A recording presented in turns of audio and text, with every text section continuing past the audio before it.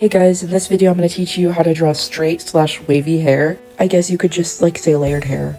Anyways, here's my sketch. I'm adding a layer over it, and here's the picture that I'm kind of basing it off of Misa, like the hair and stuff. So on top of the sketch layer, I'm going to put a dark yellow-orange color as the like base shadow layer. I'm going to be using the brush pen on Procreate. Here are all of my settings for it. I don't know if that's helpful, but the way that Apple pencils work is that they use pressure to kind of like regular pens. So I am pressing down light and then harder and then slowly making the strokes like fade out, and the brush pen is really good for that.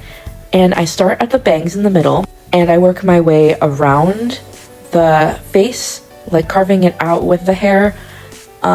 It really does not even have to be this detailed. Like you can literally just block it out. Like it seriously doesn't matter at all.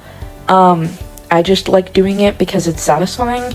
So yeah, just go at it and make the hair the way you want it to. I like to make it really cartoony and nice and fluffy because I think it looks more fun and welcoming, I guess.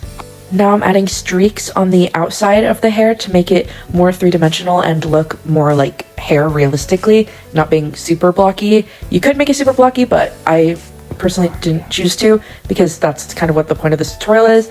I'm making the little hairs in the ponytails really spiky, like how she had in the picture, because since it's layered and shorter on the top parts, it's gonna look like that when it's up from experience. Okay, a trick I learned that when I'm doing something that requires shading, for the lighter part, I'll go towards the color of the two colors that make the color that is lighter, and like in this case for orange it's yellow, and I just think it's really helpful. And now I am taking this yellow as a highlight and making streaks that are much thinner and get progressively thicker as it's on parts that will be shining more, such as parts that'll be like sticking out more, I guess.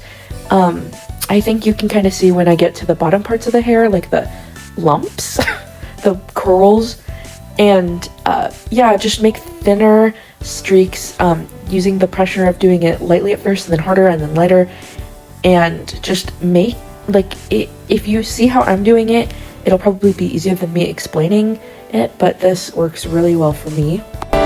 And don't be afraid to like use the previous like shaded color to like make it look better. Like it does not have to be in this order. This is just how it worked for me in this scenario and how I usually do it.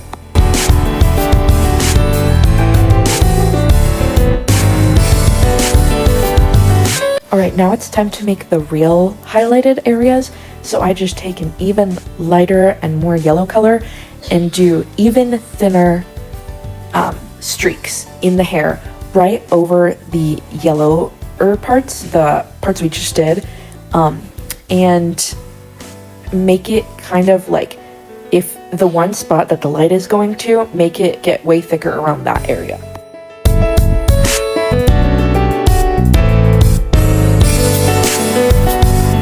Already it looks like really good and you could totally stop there, but I am going to a very light color and I'm kind of putting blobs on the places that I want it to be the brightest.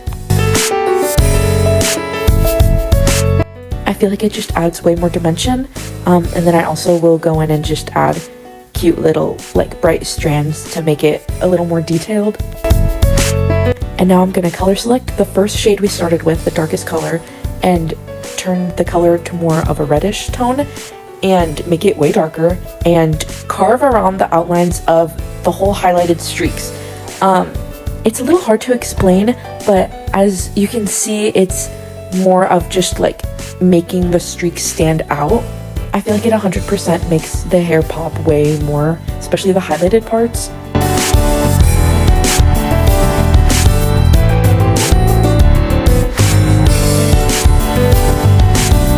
Okay, now that I'm done with that, I'm gonna make the color white since this is already getting pretty light. I'm still using the brush pen, and then I turn the brush size all the way up, make a new layer, and clip it to the hair layer. And I just lightly make curves around the hair in the most highlighted areas to just like make it look more round and 3D. And next I'll take the eraser and turn down the size, and then I'm going to erase this white in the parts that are the shaded streaks that we just did, and just more of the areas of the hair that are darker and supposed to be more shaded. I also just like doing random streaks in them and like lines to make it look more like it, like you could see the little hairs, you know. And then after that, I will set the layer to add and turn it down a little bit so that it just is like super glowy. Sorry, it took me forever to find where I wanted it, and that's completely normal.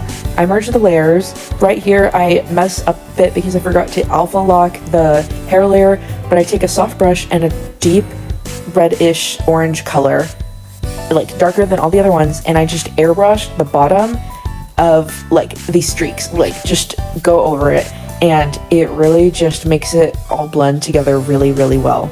And then now I'm gonna add a new layer, and I'm gonna clip it to the hair layer.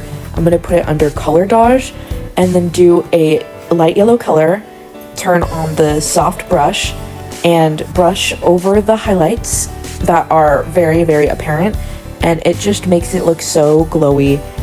That's it. That's all you have to do this, and this is it without the sketch and with the sketch, and I really love doing it this way. It's really easy. This only took me 15 minutes, and it's like it would take me less time in a rush. Like, it's really easy, and I think this is a good tutorial to start with because it's very beginner friendly, and it's also good for, like, it's literally good for anyone, and it's really helpful, and it makes your art look so good, and it makes, I don't know, it makes me feel proud of myself to see this hair. Like, I really like how it turned out, and it is actually really easy to achieve. Yeah, I hope you guys like this tutorial, and I want to see how your drawings with hair look with this tutorial, so just tag me in your pictures. My Instagram is SkittlesPoxArt with 2 X's after Pox. I also have webtoons that I upload to constantly, and I hope that you guys really enjoyed this and that it was helpful to your guys' artist career. Thank you for watching. Bye!